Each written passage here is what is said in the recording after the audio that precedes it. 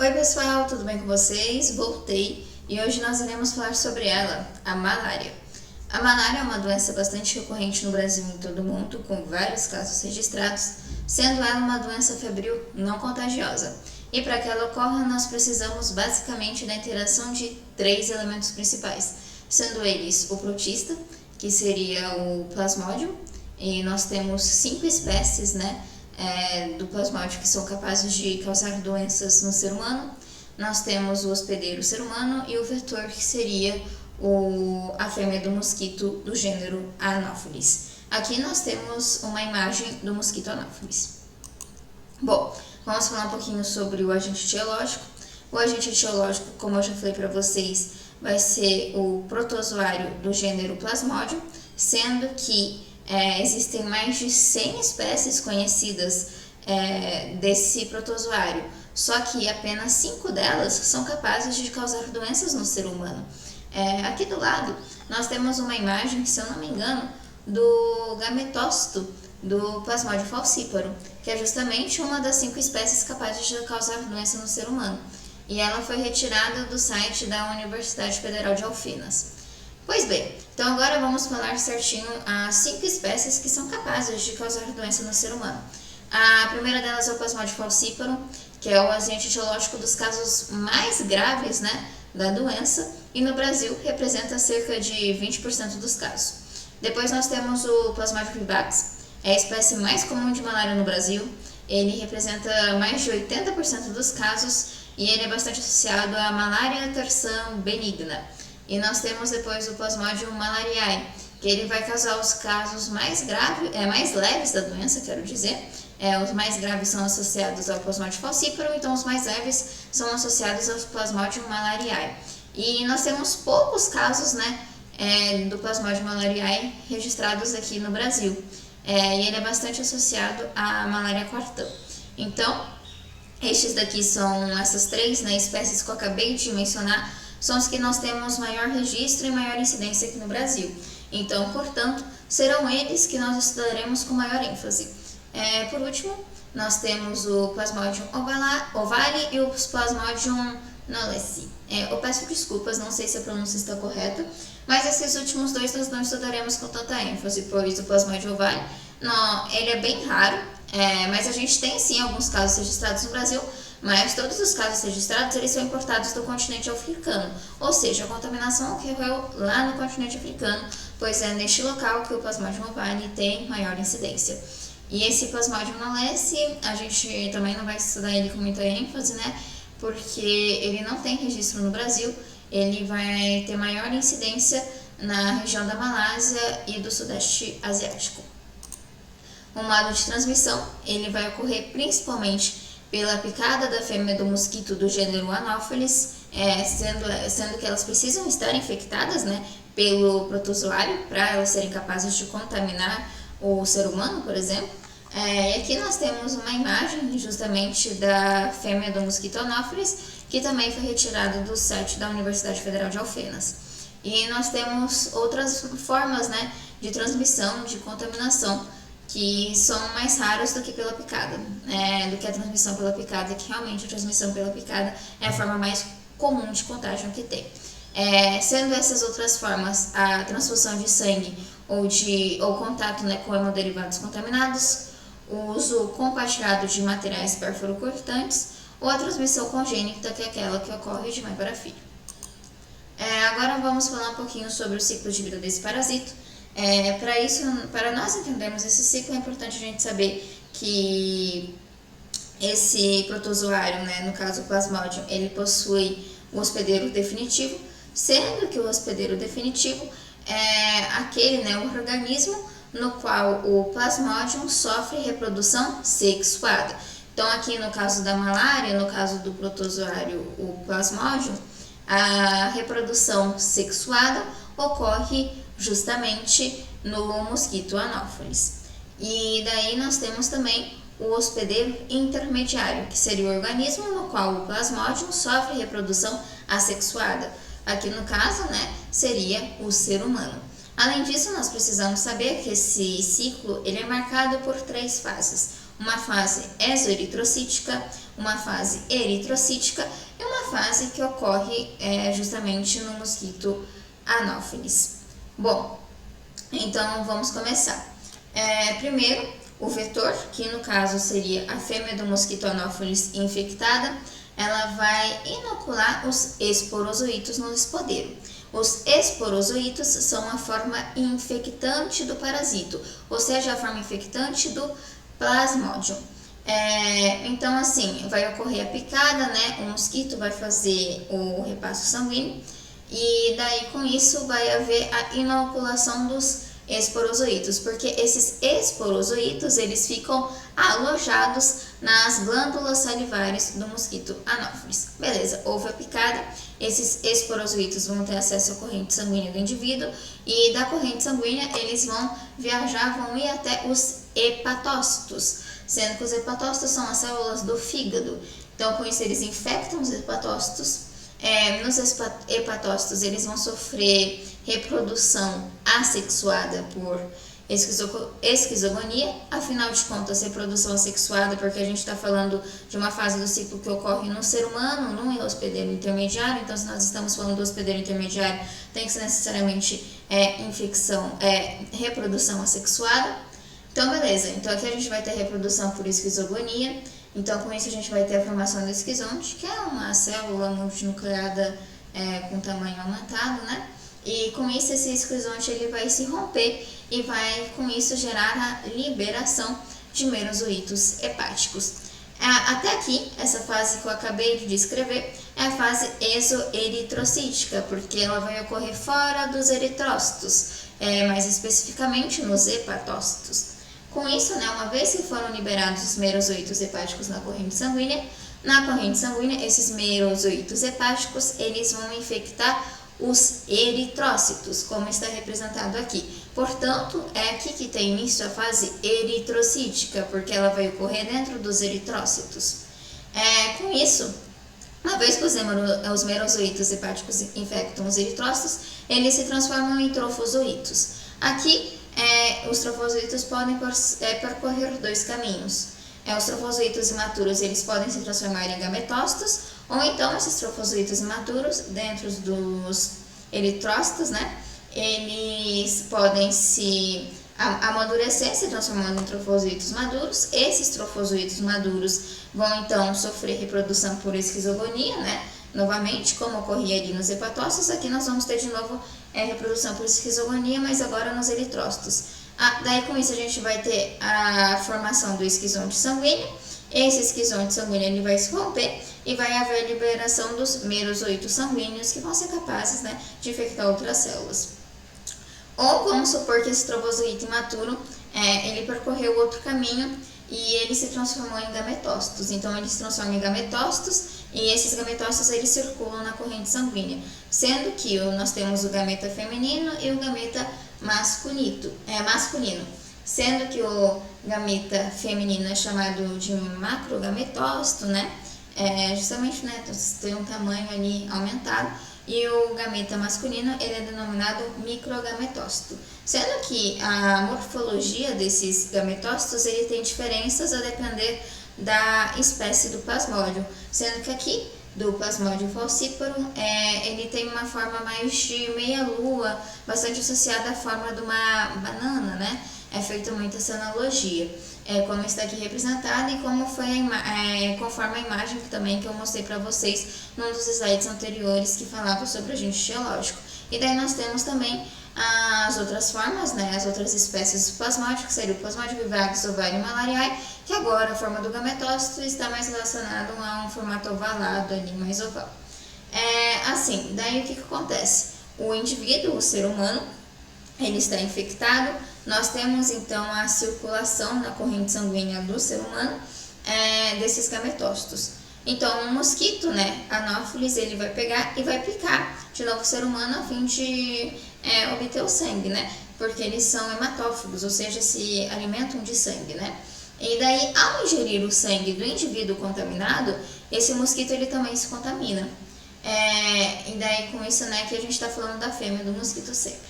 Daí, uma vez que esse mosquito contamina, esses gametócitos eles vão pegar e sofrer fertilização. Então, o microgametócito vai fertilizar o macrogametócito, sendo que o microgametócito, como está aqui representado na imagem, contém flagelos, ele é flagelado. Uma vez que ocorre essa fecundação, essa fertilização, a gente tem a formação, né, do zigoto, que vai dar origem ali ao ocineto. Esse ocineto ele é móvel e ele vai se acomodar no exterior do intestino ali do mosquito, onde ele vai então se transformar em um ocisto. Esse ocisto ele vai se romper, liberando os diversos esporozoítos que ele continha. Então, com isso, esses esporozoítos eles são liberados ali no trato, né, no organismo do inseto, no caso aqui o mosquito, né, da fêmea do mosquito Anopheles, e eles viajam até as glândulas salivares da fêmea do mosquito Anopheles e então o ciclo recomeça. E é basicamente este o ciclo. Então a gente tem que lembrar que tem essas 3 fases e das diferentes formas do mosquito, quero dizer, as diferentes formas do parasito, que seriam elas os esporozoítos, os merozoítos, os trofozoítos e também lembrar que tem a presença ali dos gametócitos. Pois bem, agora a gente vai falar um pouquinho sobre as fases da doença, que seriam a incubação e os sintomas iniciais. O período de incubação basicamente é o tempo, né, decorrido entre a picada no mosquito e o aparecimento dos primeiros sintomas. Ele vai variar conforme a espécie do parasito, sendo que do Plasmodium falciparum, que é aquele capaz de gerar os quadros mais graves da doença, dura cerca de 12 dias, do Plasmodium vivax 14 dias e do Plasmodium malariar 30 dias. Nós temos alguns sintomas iniciais, que é o que nós denominamos de período prodrômico, que ocorre antes da febre característica, e nessa fase o paciente ele vai apresentar sintomas inespecíficos, como por exemplo mal-estar, náuseas, tonturas e dores musculares. Aqui do lado no quadrinho eu coloquei meio que um resuminho das fases da doença. Então seria aqui o período de incubação, que eu acabei de escrever para vocês, o período prodrômico, que são esses sintomas iniciais, inespecíficos, que eu acabei de escrever. Nós temos então um ataque paroxístico e a febre intermitente. Bom, vamos falar um pouquinho sobre o ataque paroxístico, e ele vai ter a tríade clássica, né, da malária, que vai incluir febre, calafrios e sudorese. E eles vão ocorrer nesta sequência. Primeiro nós vamos ter o aparecimento de calafrios, e o ataque começa, né, com calafrios que pode durar até mais ou menos 1 hora. Segundo, nós vamos ter a ocorrência de febre alta, que vai seguir um período de febre elevada que pode atingir até cerca de 40 graus. E nós temos uma sudorese que vai ter origem, né, de 2 a 6 horas após a febre, vai ter, né, ocorrer essa sudorese intensa e uma fraqueza extrema. E daí com isso, depois nós temos um período de aparente melhora, né, com ausência de queixas até o reinício do ciclo. E aqui eu deixei um diagramazinho que está representado justamente isso. Etapa 1, calafrios, etapa 2, febre alta, etapa 3, sudorese, fraqueza extrema. E daí, por último, nós temos um período afebril, um período de ausência de sintomas, né? Também conhecido como apirexia, até que tenha, então, o reinício desse ciclo. Agora a gente vai falar um pouquinho sobre os diferentes padrões de febre intermitente, que vão estar relacionados a diferentes espécies, né, de cada plasmodium. A febre ela vai se tornar intermitente após os primeiros dias da doença, e ela vai seguir o ciclo de ruptura dos eritrócitos de cada espécie de plasmodium. Então aqui nós temos a febre terçã, que vai ter picos de febre a cada 48 horas. E nós temos 2 tipos, a febre terçã benigna, que vai ser aquela causada pelo Plasmodium vivax, e a febre terçã maligna, que ela é causada pelo Plasmodium falciparum, que é justamente o Plasmodium falciparum que causa os quadros mais graves da doença. E nós temos então também a febre quartã, que vai ter picos a cada 72 horas, então a cada 3 dias, e ela vai ser causada pelo Plasmodium malariae, que ele é menos recorrente, né, aqui no Brasil, é um pouquinho mais raro, né, de ocorrer, e ele vai estar associado aos quadros mais leves da doença. Sendo que assim, uma observação é que a regularidade dos picos febris pode não ser exatos no início da infecção, pois são necessários alguns ciclos para o padrão se estabelecer. Por que a gente tem justamente esses picos de febre a cada 2 ou 3 dias? Porque vão ser nos momentos em que a gente tem a ruptura dos eritrócitos. Então, teve lá a reprodução por esquizogonia dentro dos eritrócitos, a formação dos esquizônios, os esquizônios se rompem para ter a liberação dos merozoítos sanguíneos. Então, no momento em que tem a ruptura desses esquizônios nos eritrócitos, é que vai ocorrer justamente esse pico febril. Agora a gente tem as diferenças clínicas também entre as diferentes espécies, sendo que o Plasmodium vivax e o ovale vão invadir principalmente eritrócitos jovens. Então aqui a gente vai ter, por exemplo, a gente vai observar o aumento da quantidade de reticulócitos no sangue, que é uma forma prematura ali das células sanguíneas dos eritrócitos, que podem levar a uma contagem aumentada justamente dessas células por esse motivo. E daí com isso a gente vai ter uma parasitemia, que seria a quantidade de eritrócitos infectados, que vai ficar geralmente na faixa de 1 a 2%. Depois daí temos também o Plasmodium malariae, que agora o Plasmodium malariae ele vai infectar principalmente eritrócitos velhos. Então a gente vai ter uma baixa parasitemia e por isso também uma sintomatologia branda, por isso que ele é associado aos quadros mais leves da doença.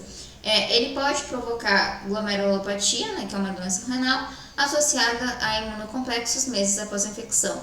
E nós temos daí também, por último, mas não menos importante, o Plasmodium falciparum, que, como eu já disse várias vezes, é a espécie que forma o quadro mais grave da doença, pois ele vai invadir tanto eritrócitos jovens quanto velhos. Então aqui a gente vai ter uma hiperparasitemia, que nós podemos chegar a ter mais de 5% dos eritrócitos parasitados, o que vai aumentar o risco de complicações da doença. Vou falar agora um pouquinho sobre a malária grave causada justamente pelo Plasmodium falciparum. Ela é classificada como uma emergência médica e por isso é imprescindível muitas vezes que a gente tenha a internação em unidade de terapia intensiva, a UTI. E os pacientes eles podem evoluir com quadros clínicos compatíveis com sepse, com envolvimento de múltiplos órgãos e sistemas. Os principais fatores de gravidade para essa forma da doença seria justamente a citoaderência, porque os eritrócitos infectados eles podem se aderir às paredes dos pequenos vasos sanguíneos, ou então a formação de rosetas, porque os eritrócitos infectados eles podem se aderir a eritrócitos normais, o que vai contribuir para causar obstrução do fluxo sanguíneo, levando então a uma falta de oxigênio nos tecidos, uma situação de hipóxia, e também disfunção de órgãos como cérebro, rins e fígado, já que a sua nutrição vai estar comprometida, justamente por causa da obstrução do fluxo sanguíneo, que é propiciada principalmente por causa desses dois fatores, a citoaderência e a formação das rosetas. E nós temos então agora algumas complicações da malária grave. Nós temos a malária cerebral, que é uma das principais causas de óbito, com letalidade de 10 a 50%. Os sintomas mais característicos seriam cefaleia, rebaixamento do nível de consciência, delírios, convulsões e até mesmo coma. Podemos ter anemia grave, disfunção hepática, que vai se manifestar principalmente com hepatomegalia, que é justamente o aumento do fígado, e icterícia, que seria a pele, as mucosas de coloração amarelada. Nós podemos ter insuficiência renal aguda, disfunção pulmonar, choque, hipoglicemia e acidose metabólica. E nós temos alguns fatores que aumentam o risco de um quadro mais grave de malária, que seria uma primo-infecção ou um viajante em retorno de área endêmica, e esse fator de risco ele independe da idade ou do estado imunológico. O segundo seria idade avançada, gestação, imunodepressão, demora do diagnóstico e na instituição do tratamento, e também depende muito da gravidade da doença no momento da admissão hospitalar, porque se a doença é detectada em um estado mais avançado, obviamente vai ser mais difícil a gente tratar. Agora vou falar um pouquinho sobre epidemiologia e o diagnóstico. A epidemiologia da malária, como eu falei, no mundo ela é encontrada em mais de 80 países, principalmente nações africanas, da América Central, Caribe e Sudeste Asiático, bastante associada a regiões tropicais e subtropicais. No Brasil, ela vai ser endêmica da região norte, que a gente tem um clima ali principalmente equatorial, especialmente nos estados da Amazônia Legal. Então ali a gente vai incluir principalmente, né, os estados do norte, parte do Mato Grosso, enfim. Nós temos casos também fora da área endêmica, que geralmente estão associados, né, a pessoas que viajaram para essas regiões de maior risco. Então, por exemplo, uma pessoa que mora, vamos supor, no sul do país, se ela viaja para o norte, né, vamos ali para a região amazônica, pode ser que ela se contamine pela malária, né, que ela adquira essa doença. Então, daí a gente vai ter o registro desse caso, por exemplo, na região sul. Mas isso não significa que ela foi contaminada na região sul. Na verdade, ela foi contaminada na viagem que ela fez para a região da Amazônia. Além disso, também, raramente, mas a gente tem registros de alguns casos, né, de contaminação associados aí na Mata Atlântica da região sudeste. O diagnóstico ele é feito, né, basicamente por meio da suspeita clínica, que vai ser baseada nos sintomas, como febre, calafrios e sudorese, que é a tríade clássica, né, da malária, e na história de viagem para áreas endêmicas. O padrão ouro seria hematoscopia, que vai ser justamente a coleta de sangue e análise ali das células sanguíneas, que daí é feito por meio da gota espessa, que vai ser um exame de alta sensibilidade para detectar a presença do parasito, e também o de extensão sanguínea, que ela possui alta especificidade para identificar a espécie do Plasmodium. E outros métodos seriam o teste rápido, que tem como objetivo detectar antígenos do parasito, ou então técnicas moleculares como PCR, que são altamente sensíveis e específicas, úteis para casos em que nós temos baixa parasitemia, ou seja, nós temos uma baixa incidência de eritrócitos contaminados, então ficaria mais difícil da gente identificar ele por meio da análise sanguínea. E nós temos agora algumas medidas de prevenção que vão estar associadas principalmente, né, a medidas de proteção individual e coletiva, sendo que as medidas de proteção individual são consideradas as mais eficazes, pois a gente ainda não tem uma vacina em pleno uso, embora já estejam sendo testadas algumas vacinas para malária. E o objetivo principal, né, vai ser, dos métodos de prevenção, vai ser reduzir o contato entre o ser humano e o mosquito vetor, que no caso seria a fêmea do mosquito do gênero Anopheles. Então, com isso a gente teria o uso de barreiras físicas, como vestir roupas que cubram a maior parte da superfície corporal, utilizar repelente nas áreas da pele que ficam expostas, usar cortinados e inseticidas no ambiente doméstico, principalmente em portas, janelas e áreas de dormir, justamente com o objetivo de evitar o contato entre o ser humano e o mosquito. Nós temos também o controle ambiental e comportamental, então a gente evitaria, né, frequentar ou visitar locais que sejam criadouros naturais desse mosquito, né, dos mosquitos anófilis. Quimioprofilaxia, que seria basicamente o uso de medicamentos antimaláricos antes da exposição em áreas endêmicas ou com risco de infecção. Então, basicamente assim, vamos supor que eu vou fazer uma viagem para a região norte do Brasil em que nós temos alta incidência da malária nessa região.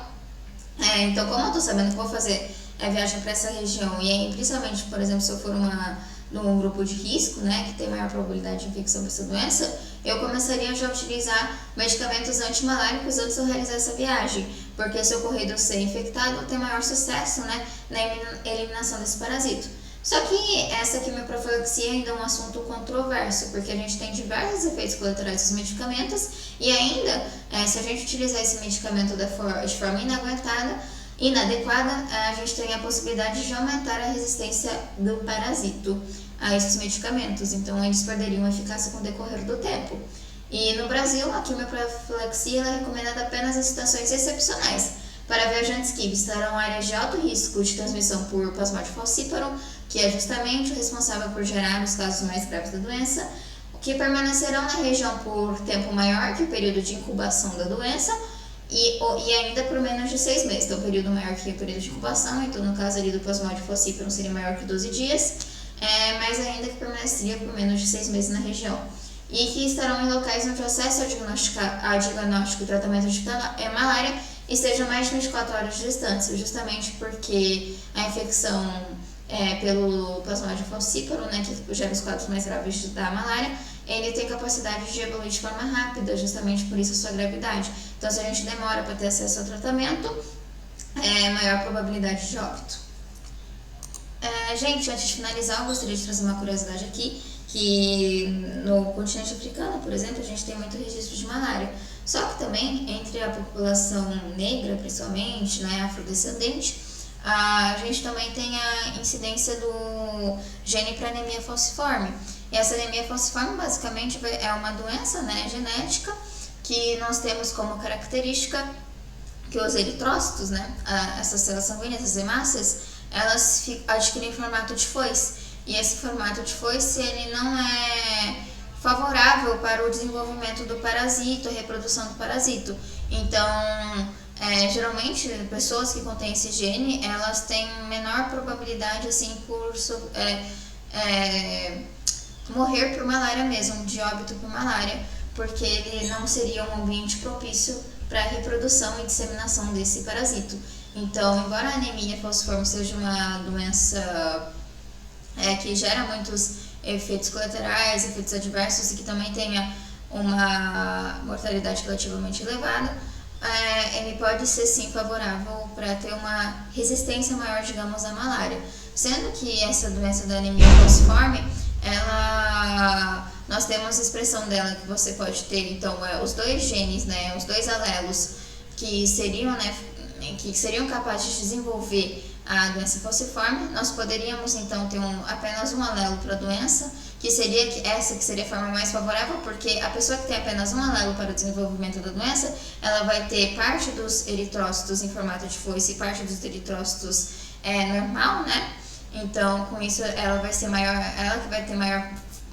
favorecida para a sobrevivência, porque ela não vai sofrer tanto com os efeitos da anemia falciforme e ela também vai ter maior resistência à malária. E nós temos daí a pessoa que não tem expressão de nenhum alelo, né, de nenhum gene para o desenvolvimento da anemia falciforme, que seria a pessoa, vamos supor, que tem a forma normal dos eritrócitos. Daí ali ela se encontra em desvantagem com relação à malária. Então, gente, foi isso. Muito obrigada pela atenção. Espero que vocês tenham gostado do vídeo e que ajude nos estudos de vocês. Muito obrigada, tchau, tchau, até a próxima.